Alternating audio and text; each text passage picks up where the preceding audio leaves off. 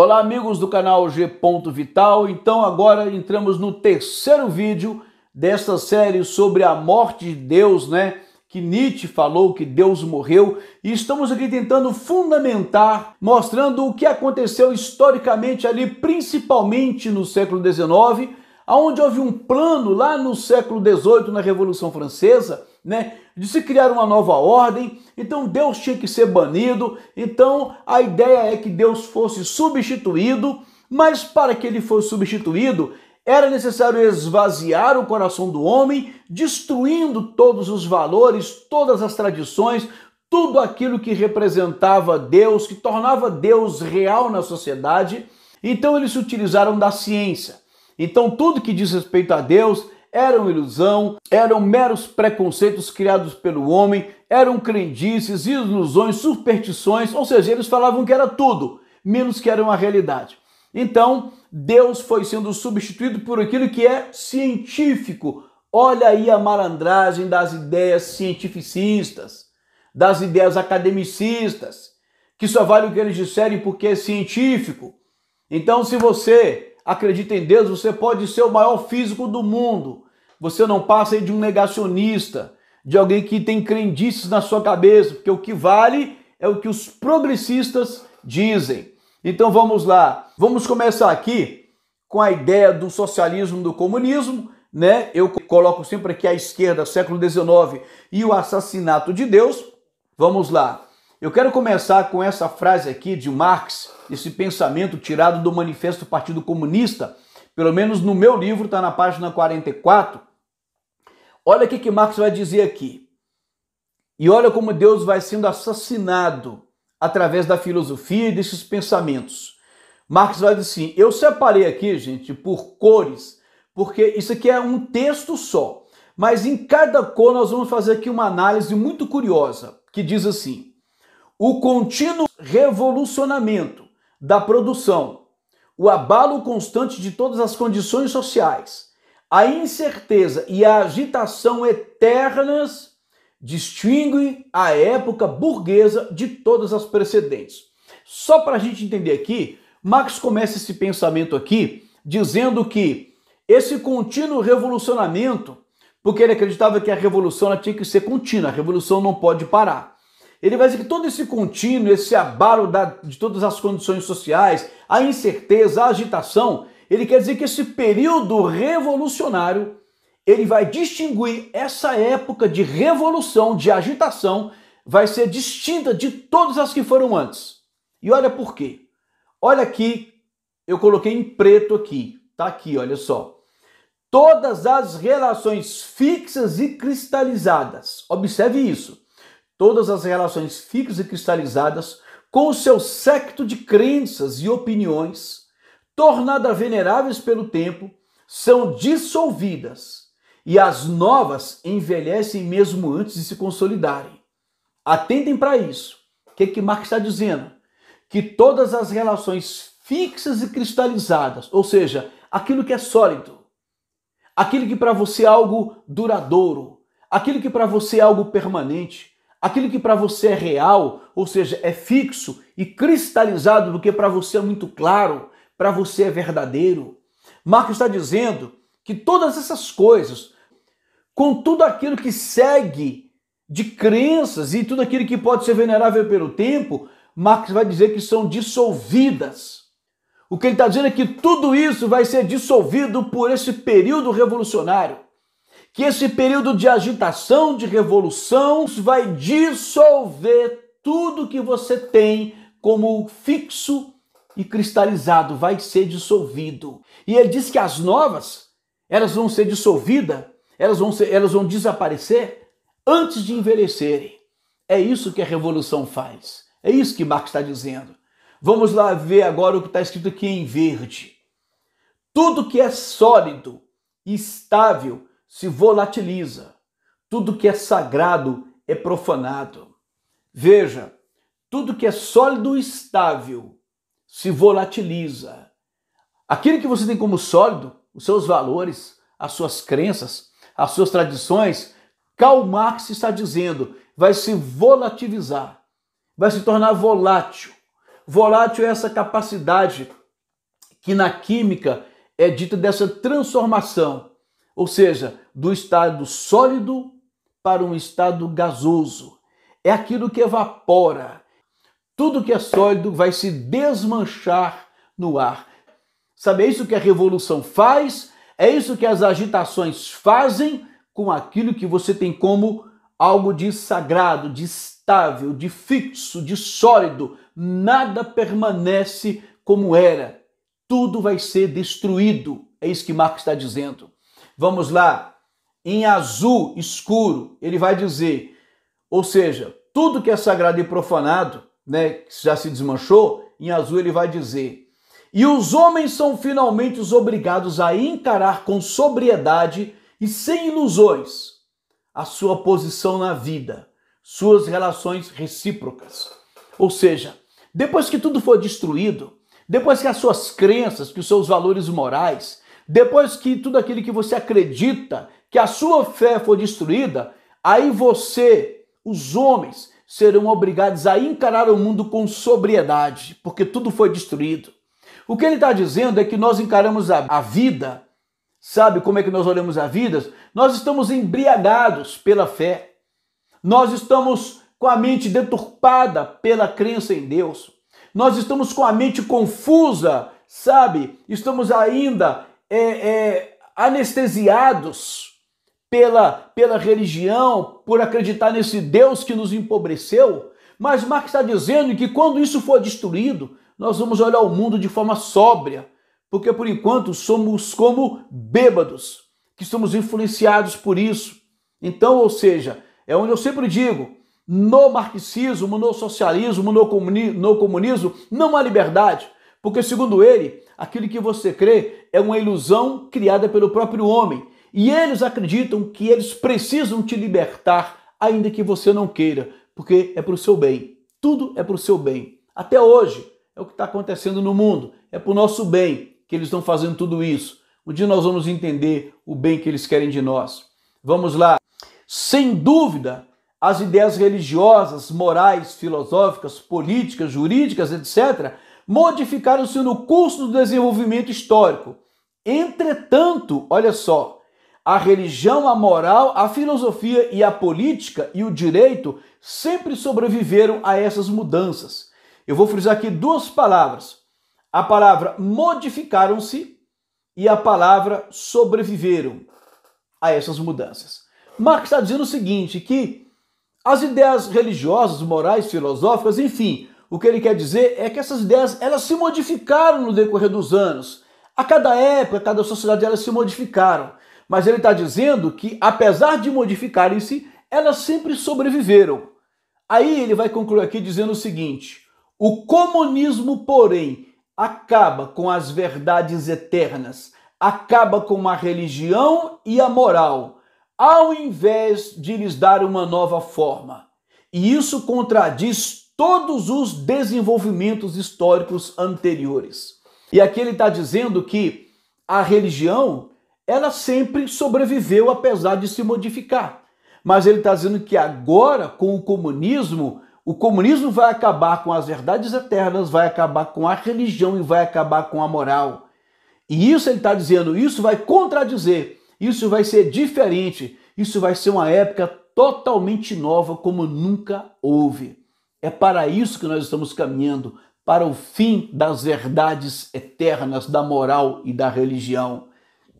Nesse mesmo século XIX, o século de Karl Marx, surge um homem chamado Charles Darwin, que lançou em 1859 o livro chamado A Origem das Espécies.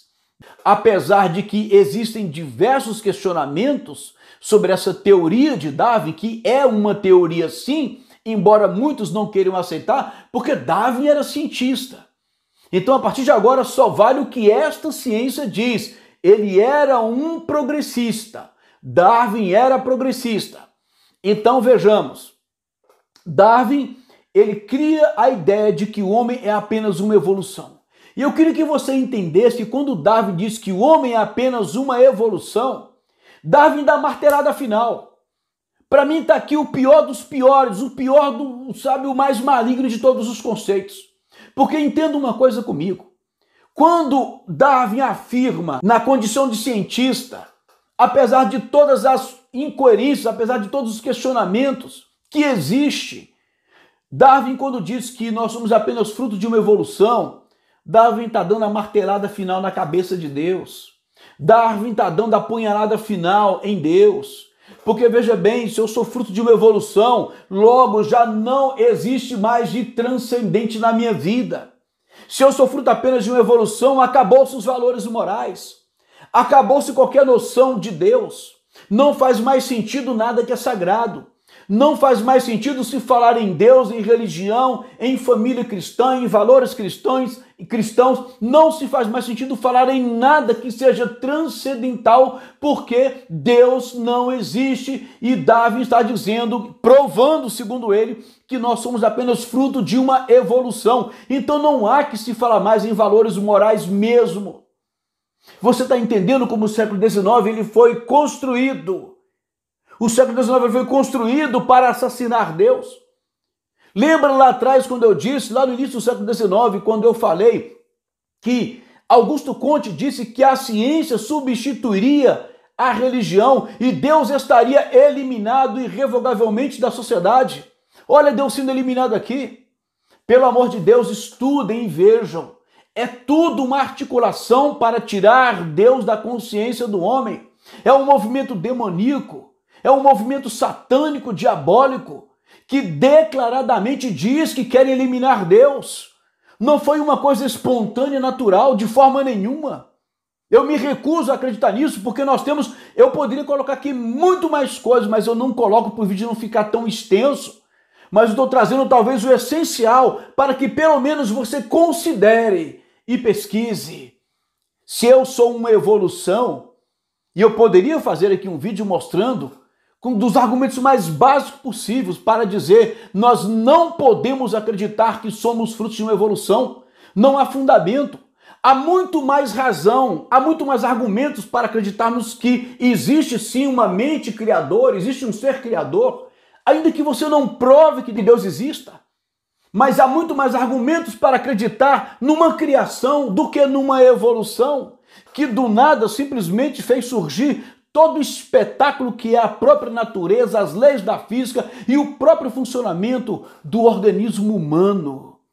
Mas vamos lá. Então, se não há Deus, se somos apenas fruto de uma evolução, não há mais que se falar em valores morais, não há mais que se falar em transcendência, não há mais que se falar em eternidade, não há mais que se falar em pecado, não há mais que se falar em céu, não há mais que se falar em Nossa Senhora, não há mais que se falar em Bíblia Sagrada, porque tudo se tornou apenas uma mentira, realmente uma mentira. Aí realmente o comunismo, sabe, com o carimbo de Darwin, vai realmente acabar com as verdades eternas, com a religião e com a moral, porque Darwin está dizendo que nós somos apenas um amontoado de células misturado com sangue, com nervos e pele e pelos e por aí vai. Não passamos disso. Vamos lá. E aí, já que Deus não existe, já que somos apenas uma evolução, então tudo aquilo que antes o sacerdote fazia, que a religião trazia, os aconselhamentos espirituais, as orientações da palavra de Deus, o direcionamento que nós acreditávamos que Deus dava, que o Espírito Santo dava, sabe? Aquelas orientações que o sacerdote, que o padre, que o pastor tinha incumbência de dar aos seus fiéis, isso se acaba, porque Deus não existe. Mas não ficamos desamparados, porque de repente aparece a psicanálise de um outro ateu. Um ateu que, como diz aqui o texto, ele diz que um ateu, um crítico ferrenho da religião, a religião era uma neurose e deveria deixar de existir, é um dos conceitos de Freud. Então a psicanálise, ela vem, lembra de Conte, que disse que a ciência substituiria a religião e o cientista substituiria o sacerdote? Pois é.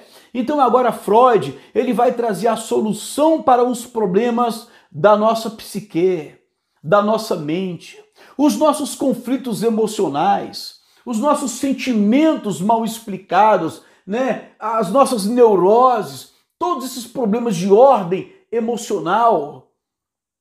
Freud vai dar as explicações, Freud vai resolver. A ciência vai trazer remédios, porque vão aparecer muitas doenças relacionadas ao comportamento. Afinal, hoje tudo é doença. Tudo é doença. Aquilo que antigamente um pai resolvia, uma mãe resolvia com uma criança, tudo agora é a ciência que explica. E para todo tipo de transtorno de comportamento, para todo tipo de vício, existe remédio. Está entendendo? Existe remédio para tudo. E assim, a psicanálise, ela passa a solucionar aquilo que antes era próprio da religião. Eu não estou aqui negando a ciência. Estou aqui dizendo que a coisa foi muito bem articulada, que nada foi esquecido, que todos os detalhes foram muito bem trabalhados, sabe? Para que Deus fosse sendo assassinado a cada dia no coração, na vida da sociedade. E aí, eu gostaria de encerrar esse vídeo falando sobre um outro ponto muito interessante, que foi a teosofia, que também nasceu no século XIX. A teosofia, ela veio não como uma religião, mas como uma filosofia, dizendo que Deus, ele está em tudo.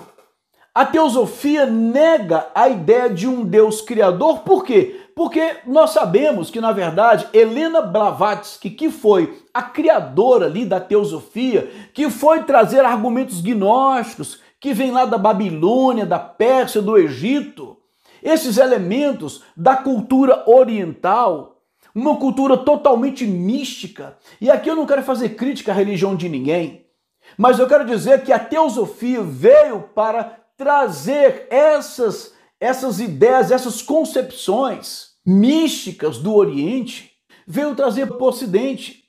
Porque aqui, em 1875, Helena Blavatsky era funda nos Estados Unidos. Veja que Helena Blavatsky, ela era, salvo engano, russa. E ela então ela viaja o mundo, conhece todas as religiões orientais. Ela faz um apanhado de tudo isso, viaja pelo mundo, passa pela Europa, pela África, vem para a América. E é mais ou menos parecido com a história de Charles Darwin, que sai pelo mundo aí pesquisando, sabe? E aí o que acontece? Ela vai fundar nos Estados Unidos, em Nova York, a Sociedade Teosófica, que vai negar todos os conceitos de Deus trazidos ou acreditados pelo pensamento judaico-cristão, e vai trazer um novo conceito de um Deus que não é mais o criador do homem e do universo. Na verdade, Deus, ele faz parte da criação. Ou seja, Deus está em tudo, isso é panteísmo. Deus não é mais aquele ser fora da criação, que na verdade é o autor da criação, não. Deus passa a fazer parte da criação. Então Deus está em tudo. De forma que eu também sou Deus. Eu só preciso descobrir esse meu lado divino. E assim Deus está também nas plantas, então tudo isso faz parte de Deus. E assim nós vamos caminhando para fazer com que a terra, a mãe terra, a deusa Gaia, ela vai ser aquela que vai de novo gerar essa nova humanidade. A ONU apoia tudo isso. A ideia deles é que a gente então se desfaça desses conceitos nossos das religiões, principalmente a religião judaica cristã, e a gente assim consiga inserir na sociedade para essa nova humanidade do terceiro milênio, que são as ideias da nova era. Que a nova era, na verdade, ela é fruto desse pensamento da teosofia. E assim, para essa nova era, nós vamos ter uma religiosidade individual, onde cada um vai descobrir o seu aspecto divino, de forma que não existe uma salvação após a morte, de forma que Cristo não veio para morrer por causa dos nossos pecados, de forma então que não existe um Deus criador pessoal que se relaciona com as suas criaturas. Não existe um criador, logo eu também não sou criatura.